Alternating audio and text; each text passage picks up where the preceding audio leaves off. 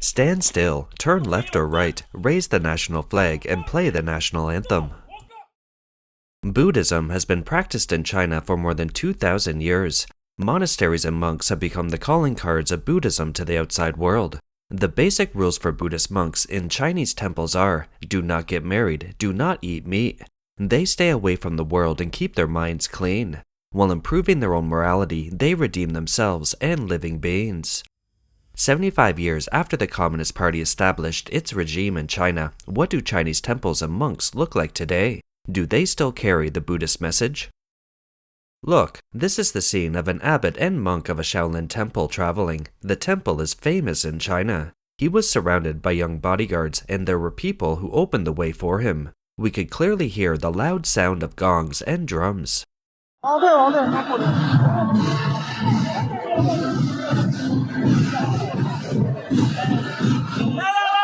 Come on, back up, back a little, back up. Imagine if this great monk changed his clothes into secular clothes, and coupled with this scene, wouldn't he look like an official of the Communist Party of China, or a wealthy person in other industries? In response to this, netizens commented, "The person who is surrounded, is he a monk of deputy national level?" Others said, "Isn't he the Abbot of Shaolin Temple? Doesn't he have the martial arts to protect himself? Does he still need bodyguards? We will explain his story in detail later." Monks, especially powerful monks in temples, not only accumulated a lot of wealth in China, but also rose to a higher social class because of their wealth. Look, luxury cars are coming one after another, and there are police on site to maintain order. The people who come out of the luxury cars are not officials or wealthy businessmen, but monks wearing cassocks.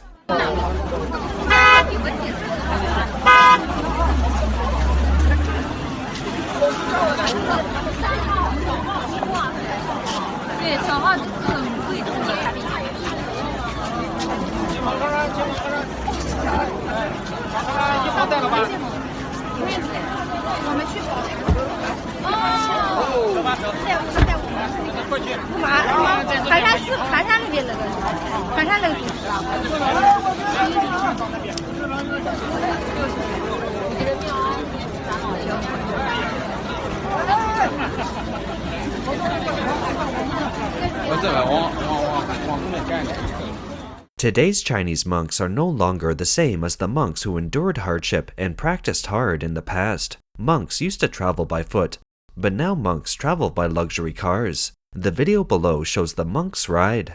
Unexpectedly, a luxury car appeared in the temple. The old monk wore a straw hat and a cassock with many obvious large patches. He even drove a luxury car, an Audi. This video is an inventory of what luxury cars the abbots and monks of various temples in China drive. Take stock of what kind of cars the monks in the temple drive. The first place is the Abbot of Shaolin Temple in Hangzhou. His car is a Ferrari worth about US $480,000. The second place, Shaolin Temple Abbot Shi Yongxin drives a Volkswagen Touareg 3.0 worth about US $156,000. The third place is monk Miyazumi, who drives a BMW 7 Series worth about US $135,000. Fourth place is a monk from the Jokhang Temple in Tibet. His car is a Range Rover worth about US $170,000. The fifth place, the 100-year-old abbot, drives an Audi A6L worth about US $85,000. In this regard, some netizens said, "Are they so grand? I can definitely suspect that these fake monks eat, drink, whore, and gamble more." Why do we become monks in China and don't need to endure hardships or try our best to get rid of our desires? On the contrary, does this group of monks have more capital than ordinary Chinese people to enjoy a life full of benefits and fame? In February 2024, a screenshot of a web page was circulated on the internet, and the content displayed was shocking. In the article, the netizen said, "With the strong invitation of my classmate, I came to work as a fake monk in a temple, contracted by my classmate for 10 days since the first day after the Chinese New Year. I was there to help. I just finished working for $21,000. What I experienced was very shocking. The people who come to the temple are too rich. A rich man in Maoming, Guangdong province offered $85,000 for the first incense. We were so thrilled that we could not sleep at night. It just happens that 21,000 US dollars I got was invested in the stock market. My classmate made me swear that I would not leak which temple in Guangdong. My classmate said, "Next year I'm determined to clean my hands off and stop being a fake monk. The money I earn will be enough for several lifetimes." The 3 properties of his near the Beijing General Hospital are worth about $3 million. It seems that this netizen's classmate is in the business of contracting temples to earn money from pilgrims. This case is about pretending to be a monk, and that's how much money they've made. It seems that the temple is no longer a place for pure practice. In August 2024, a video circulated on the Chinese social media Douyin showing an insider revealing what he knew about the monk. People went to the temple on the mountain and found that there was not a single monk on the mountain. There were only a few security guards in the temples and no monks. Everyone tried to find out where the monks had gone. They were all gathered in one place and have been interrogated. They were gradually released before the Chinese New Year this year, but the leading monks will never be released. Many abbots have personal assets of more than 14 million US dollars. I even know a master who has 11 wives and an abbot who has 9 wives. Traditionally, being a monk in China means abstaining from sex and desire and severing worldly ties. Today's monks and Chinese officials, like the rich, have a lot of money, so it's common for them to have wives and mistresses in private. The CCP will examine money issues out of necessity. As for the wives or mistresses of monks, the CCP usually does not care about these aspects. Because being a monk can make a lot of money, it's not hard to imagine that temples in China are actually money-printing machines. Monks are its employees. This is a monk counting money in front of a temple in China. This level of proficiency is comparable to a bank employee.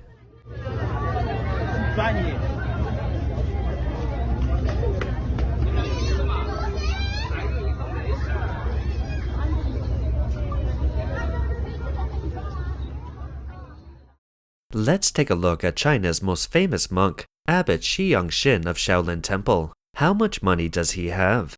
Some netizens broke the news that Shi Yongxin owns 18 companies and has cassocks worth about US $23,000. Shi Yongxin's personal property exceeds US $426 million. In 2022, his income has reached US $64 million, and he has also purchased land in Zhengzhou. He certainly lives up to the title CEO of Shaolin Temple. Shi Yongxin has also become a celebrity in the Chinese media, and his participation in events will be photographed by many media. This video was taken in February 2024. Shi Yongxin and other monks walked out of the temple.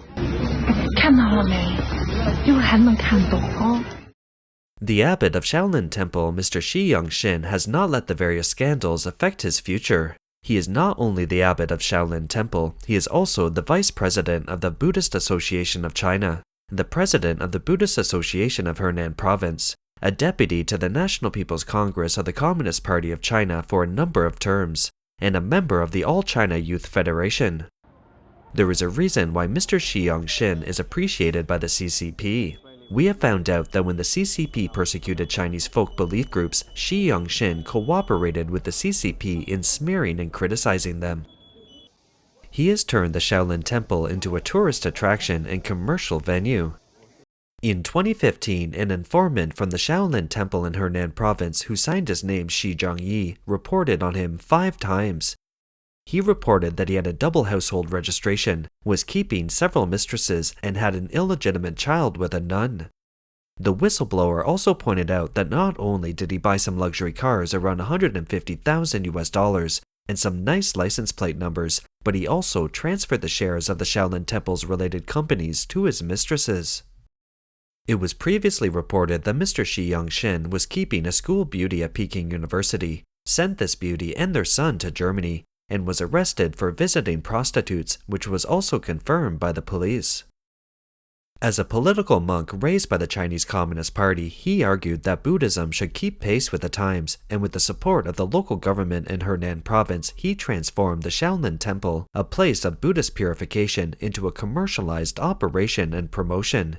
He operates hotels and resorts under the brand name of Shaolin Temple. He has launched a variety of activities such as kung fu shows and large outdoor concerts, etc. In 2009, Shaolin also hosted a Miss Tourism International Bikini Fashion Show. Imagine this event being organized by monks. The whistleblower claims that the Shaolin Temple is no longer a pure land of Buddhism, but instead filled with corruption involving power, money, and lust. According to them, even the temple is rife with intrigue, power struggles, and without money, nothing can be accomplished. Shi Yongxin, the temple's abbot, allegedly subcontracted the incense-burning section of the temple to others, from which he reportedly earns about 1.4 million in profits annually. It's further alleged that Shi Yongxin embezzles these funds for personal indulgence. On March 23, 2024, an article spread across Chinese social media reporting that there was news from the Buddhist community about Shi Yongxin's son, Shi Yongxin, preparing to inherit the religious mantle and officially becoming part of the Buddhist community. The article also included a photo of Shi Yongxin and a young boy in what appears to be a temple hall.